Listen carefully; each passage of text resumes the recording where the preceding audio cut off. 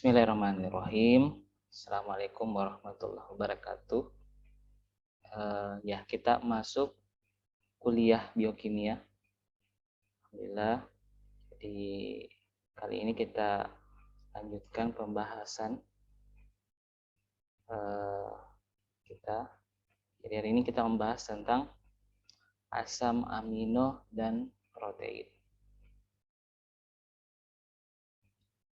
Jadi sebagai awal penjelasan kami bahwa protein ini merupakan makromolekul yang paling berlimpah dalam sel hidup. Jadi lumayan banyak ini. Kalau sebenarnya ada air kita jelaskan ya.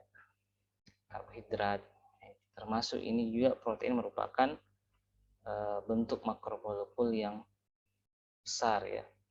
Dan bahkan disebutkan 50% atau lebih berat kering sel. Jadi komponen sel itu juga sebagian besar atau separuhnya merupakan adalah protein.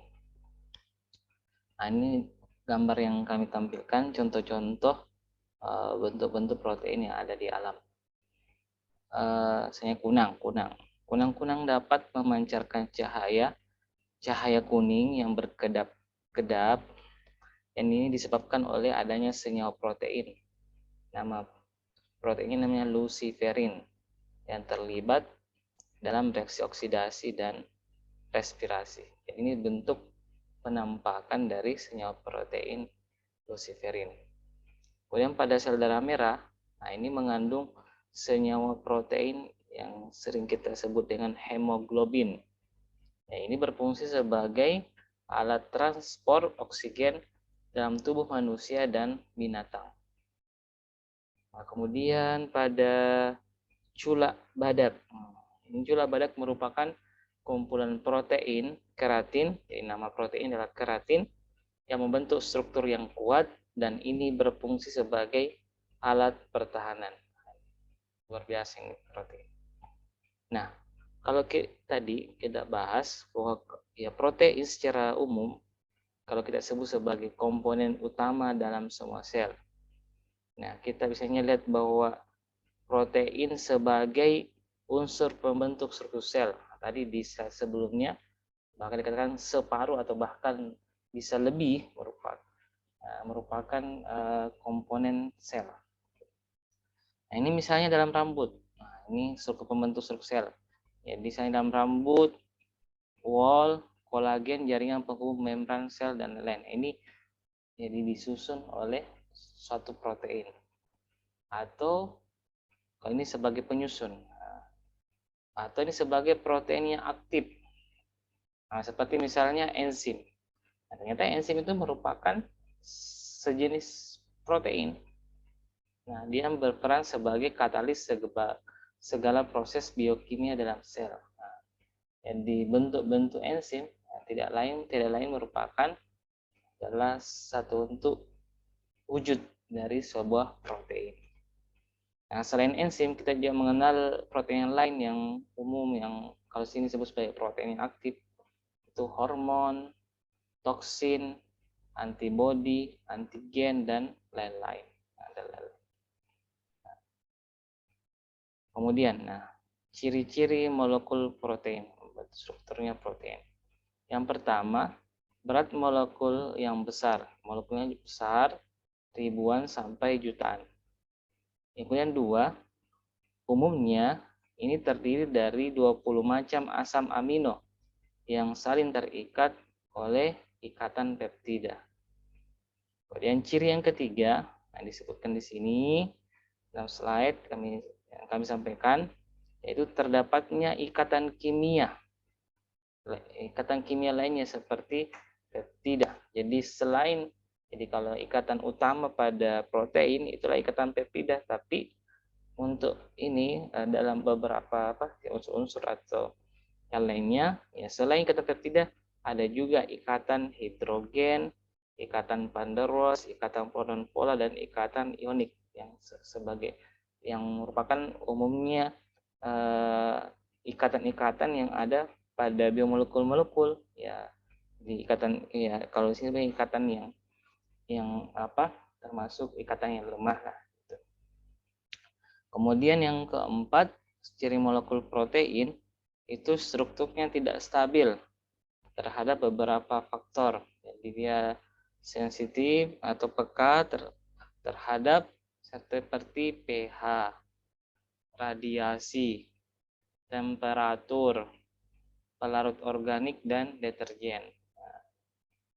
Kemudian ciri molekul protein yang kelima yaitu umumnya reaktif yang sangat spesifik disebabkan terdapatnya gugus samping, itu berupa kation, anion, hidroksil aromatik, hidroksil alipatik, amina, amida, tiol, dan heterosiklik, dan susunan struktur makromolekul. Itu untuk ciri molekul protein. Nah dia kemudian yang lebih kecil ada yang kita sebut dengan istilah asam amino. Nah, asam amino ini apa? Ini disebutkan di sini adalah pembangun protein atau prekursor kimia bagi senyawa yang mengandung nitrogen penting. Jadi kalau dia dari strukturnya ya seperti ini, jadi adalah asam amino. Dia terdiri karboksilat, karboksil, kemudian yang ini adalah asam amino. Jadi kalau lihat bahwa asam amino ini sebagai salah satu penyusun dari protein, asam amino. Jadi sebagian besar asam amino jadi memiliki struktur yang sama dalam bentuk tak terionisasi karena kerangka kovalen protein adalah tetap dan menyangkut fungsi karboksil dan amino.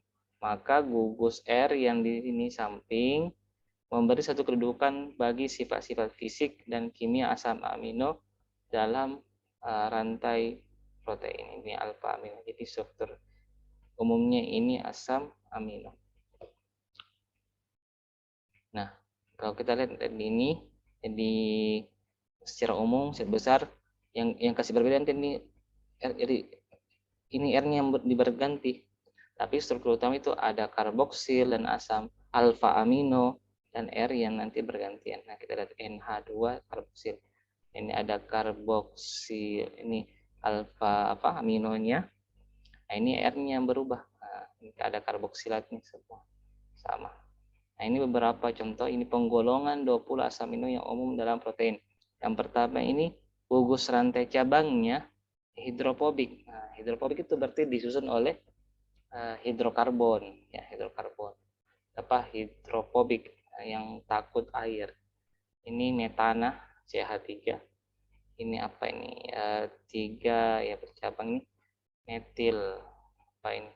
Ya, valin, disebut valin. Nah, jadi 3C. Kemudian leusin, triptopan, kemudian metionin. Kemudian ada isoeleusin. Jadi ini struktur tetapnya ini yang di warna pink ini adalah sebagai rantai cabang atau rantai sampingnya yang bersifat hidrofobik. Prolin, nah, bahkan dia membentuk siklik. Kemudian fenilalanin. Nah, kemudian ada juga yang gugus rantai cabang polar tapi tidak bermuatan. CH2OH, glisin, treonin, HCO, sistein, asparagin, glutamin, dan tirosin. Ini untuk rantai cabangnya berupa unsur-unsur polar tapi tak bermuatan. Dan ada juga gugus rantai cabang bermuatan negatif pada pH 7. Nah, ini asam aspartat, asam glutamat. Nah, ini bagian dari asam amino. Contoh asam amino. Dan ada juga yang bermuatan positif pada pH 7. Ada arginin, lisin, dan histidin. Nah, ini ada histidin.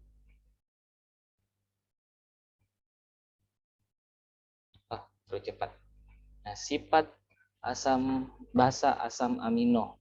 Asam jadi sifat asam basa dari asam amino. Nah, di dalam larutan air netral asam amino selalu dalam bentuk ion berdikutub sweeter ion. Nah, kutub. Sorry. Zoom. Nah, zoom.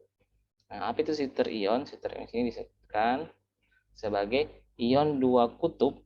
Nah, ini disebabkan terdapatnya gugus pemberi proton asam maupun gugus penerima proton atau basa dalam satu molekul asam amino pada batas pH tertentu standar elektrik. Jadi intinya ini sweeter itu dia punya dua kutub, dua muatan.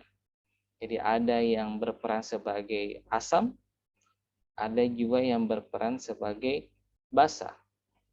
Asam dalam arti sebagai pemberi proton, basa sebagai penerima proton dalam satu molekul asam, dalam satu struktur atau molekul asam amino dan pada pH tertentu. Nah, ini juga kadang disebut dengan istilah konstanta dielektrik. Nah,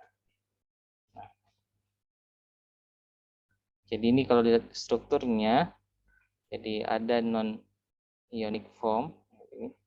Nah, ini bentuk bentuk asam amino non ionik, dan ini yang disebut tadi sweeter ionik. Ada yang bermuatan negatif, ada yang berperan sebagai asam, ada yang berperan sebagai basa, ada yang berperan sebagai pemberi proton, ada yang penerima inti, penerima proton. Nah, asam amino bersifat amfoter. Nah, itu amfoter dapat bertindak asam sekaligus sebagai basa. Nah, ini kalau sebagai asam donor proton ini contohnya ini reaksinya, dan ini sebagai basa akseptor proton. Nah, asam amino monokarboksila seperti glisin merupakan satu asam berbasa 2. Nah, ini dia jadi di titik asam berbasa 2. Nah, ini contoh gambar titik ekivalen titrasi glisin pada pH berapa ini? pH 2. Nah, jadi dia bersifat apa? Pada sifat asam. Sorry,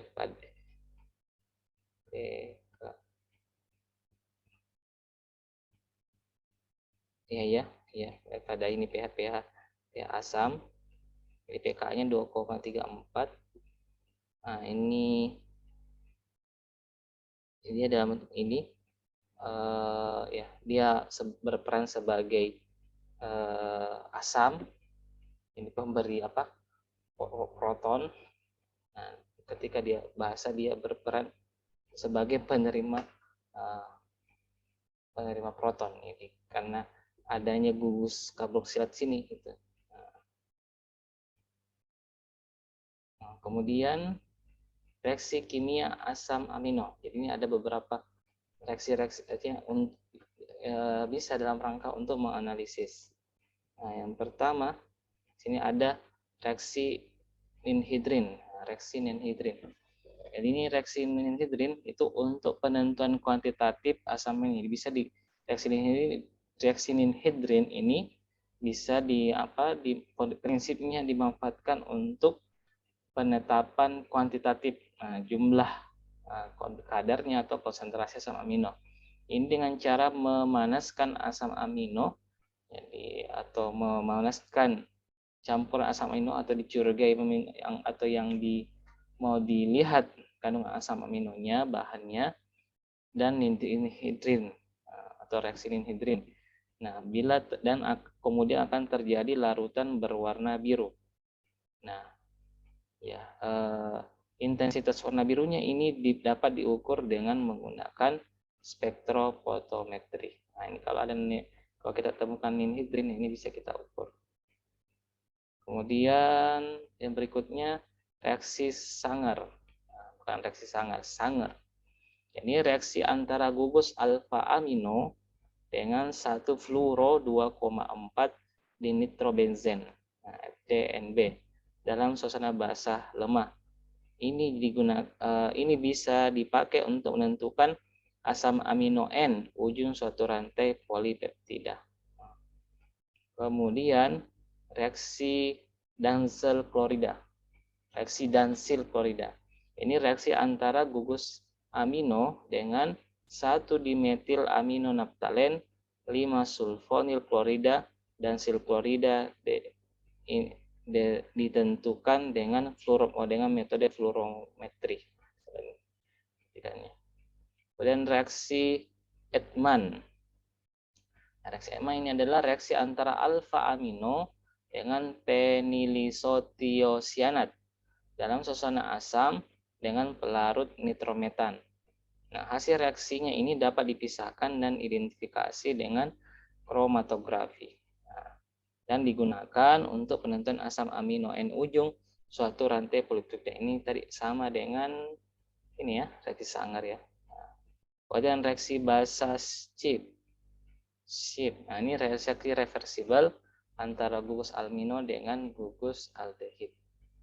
Kemudian yang terakhir di sini yang kami cantumkan yaitu reaksi dengan gugus R, yaitu gugus SH pada sistein, hidroksifenol pada tirosin, dan guanidium pada arginin, dan masing-masing ini disebutkan memberikan reaksi yang khas. Nah, ini beberapa reaksi kimia asam amino. Nah, kemudian analisis asam amino metode ini selain tadi disebutkan dengan spektrofotometri untuk kualitatifnya, ini dia bisa dilakukan dengan kromatografi partisi. Jadi asam amino dapat dipisahkan dengan cara partisi karena jadi partisi ya di pemisahan part-part dibagi-bagi karena tiap asam amino memiliki koefisien partisi tertentu untuk pasangan produk tertentu. Jadi misalnya berarti sifat kelarutannya yang bervariasi ya, sehingga bisa dengan kromatografi partisi. Kemudian kromatografi penukar ion, pemisahan asam amino dengan prinsip perbedaan asam basanya. Selanjutnya elektroforesis kertas. Ini berdasarkan harga pK-nya yang berbeda pada pH tertentu, asam amino ini bergerak dengan arah dan kecepatan yang berbeda terhadap ujung kertas yang memiliki muatan listrik berbeda, sehingga asam amino dapat dipisahkan. Kemudian yang terakhir yang kami cantumkan di sini di slide, yaitu kromatografi lapis tipis, yaitu pemisahan yang didasarkan pada perbedaan kecepatan gerakan masing-masing asam amino dalam larutan buffer dengan pH tertentu. Nah, untuk analisis asam amino. Nah, kemudian hal yang lain dalam protein, jadi asam amino. Kemudian kita lanjut ke peptida. Nah, peptida kita lebih tadi istilah peptida tidak singgung di beberapa slide sebelumnya dengan istilah ikatan peptida. Nah, ini ikatan. Jadi ikatan peptida merupakan ikatan antara gugus alfa karboksil dari asam amino yang satu dengan alfa amino dari asam amino lainnya. Jadi kalau ini, jadi ini karboksil dan ini adalah ujung asam amino. Jadi kalau saya ikatan peptida itu adalah ikatan yang menghubungkan antara asam amino yang satu dengan asam amino yang lainnya. Nah, dari sini ini. Jadi ini satu lingkaran, di lingkaran ini adalah satu asam amino, ini asam amino. Nah, asam amino ini bertemu dengan karboksil berikatan dengan gugus alfa amino. Nah, ketemunya ini disebut dengan istilah terbentuknya ikatan peptida. Ikatan peptida. Nah, ini kalau dirinci ini ikatan peptida. COCN. Jadi ini digambarkan ada dua asam amino, terlepas bahwa R-nya apakah sama atau berbeda, jelas ini bisa jadi H2O terjadi ini di ujungnya, H2O-nya ini terlepas dan CN yang berikatan. Nah, contoh ikatan peptida pada senyawa aspartam. Nah, suatu pemanis sintesis. Jadi ini ada pemanis aspartam ini kalau kita lihat, nah ini terdiri dari kita lihat, ya 2 asam amino gitu. Kalau di sini apa itu tadi nih, apa saya lupa ada di ini CH2 benzen ini kan berbeda berbeda R-nya, ini R1 R2, tapi ini strukturnya yang sama. Jadi dia ini bertemu di sini, ikatan peptidanya di sini.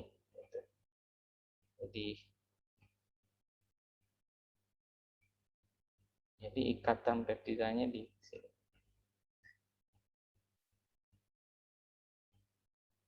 Ya. Nah, kemudian ke masuk protein, jadi protein merupakan susunan asam amino yang digabungkan oleh ketang. Jadi istilah protein itu adalah asam amino yang bergabung dan diikat oleh adanya ikatan peptida. Nah, ikatan peptida tadi yaitu ikatan antara karboksil dengan alfa amino. Nah, kemudian ini beberapa contoh protein. Jadi ada protein berfungsi sebagai katalik, enzim. Ya, lalu kita ada contohnya tadi. Contohnya katalase pepsin. Ada struktural, yaitu protein struktural. Contohnya kolagen, elastis, motil sebagai mekanik.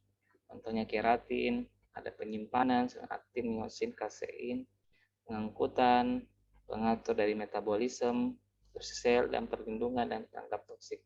Jadi kalau kita lihat contoh ini ya albumin ya yang menyeimbangkan, kemarin kita bahas di kimia farmasi, serum, hemoglobin, insulin, fosfofruktokinase. Ini contoh-contoh dari protein. Dan jenis protein, jadi protein sederhana, jadi kalau ada protein itu terdiri dua, ada protein sederhana dan ada protein yang berkonjugasi. Untuk sederhana artinya hanya terdiri dari asam amino. Kemudian sedangkan protein berkonjugasi itu asam amino ditambah gugus prostetik non protein. Nah, kemudian penggolongan protein berdasarkan bentuknya. Kita sebut ada protein globular dan ada protein serabut.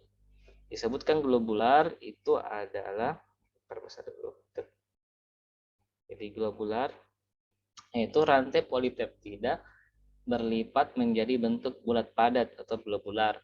Biasanya larut dalam air, sebagian besar mempunyai fungsi gerak. Contohnya di sini disebutkan adalah enzim.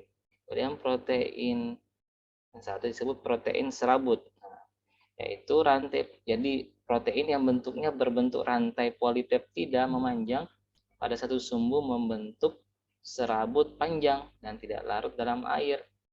Nah, hampir semua protein serabut memberikan fungsi struktural atau pelindung. Contohnya keratin dan kolagen. Nah, beberapa protein tidak berbentuk bola maupun serabut.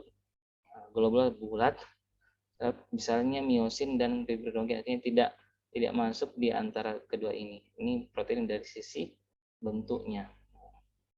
Kemudian tingkat organisasi struktur protein.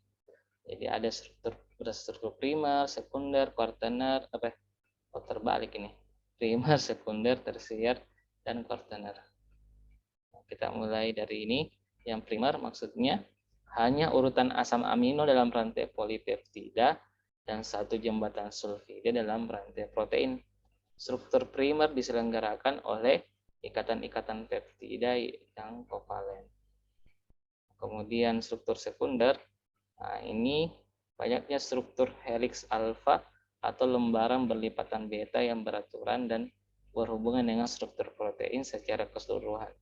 Ini diselenggarakan oleh ikatan-ikatan hidrogen antara oksigen karbonil dan nitrogen amida dari rantai polipeptida. Nah, kemudian struktur tersiernya, Ini mengacu pada cara rantai protein dalam protein globular yang dilekukan dan dilipat untuk membentuk struktur 3 dimensi secara menyeluruh. Nah, struktur tersier ini diselenggarakan oleh interaksi antara gugus R asam amino. Kemudian yang keempat, quaterner itu penyusun non-protomer dalam protein oligomerik. Ini contohnya primer, sekunder, tersier, dan quaterner. Jadi ini yang sudah lebih kompleks. Struktur primernya ini disusun deh LG. Ini yang kode-kode genetik ising tulisnya dah. Struktur sekunder, struktur tersier, quaterner, kumpulan subunit. Sudah banyak. Kemudian bentuk lainnya jadi residu ujung N, residu ujung C. Jadi asam ini dalam protein dengan gugus alfa amino bebas, ini ujungnya. Walaupun kita ini sini ikatan peptida ini pun ikatan peptida, ujungnya alfa amino bebas. Tadi kalau kaitkan tadi di analisis ya, jadi ada yang dianalisis ujung N, ada yang dianalisis N. Jadi kalau ini berarti yang bisa bereaksi dengan gugus NH atau nitrogen, dan ini yang bisa bereaksi dengan karboksil ya. Analisisnya. Nah, kemudian keadaan asal protein itu suatu kondisi di mana suatu protein ada dalam struktur 3 dimensi yang memungkinkannya melaksanakan fungsi biologiknya.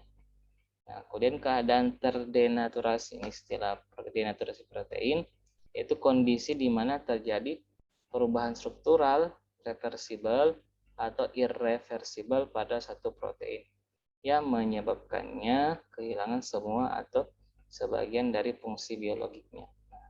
Cara-cara untuk melakukan denaturasi itu perlakuan pemanasan, perubahan pH yang besar, perlakuan kimiawi, dan perlakuan mekanik untuk cara-cara denaturasi protein.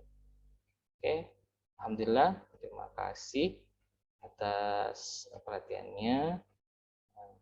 Assalamualaikum warahmatullahi wabarakatuh.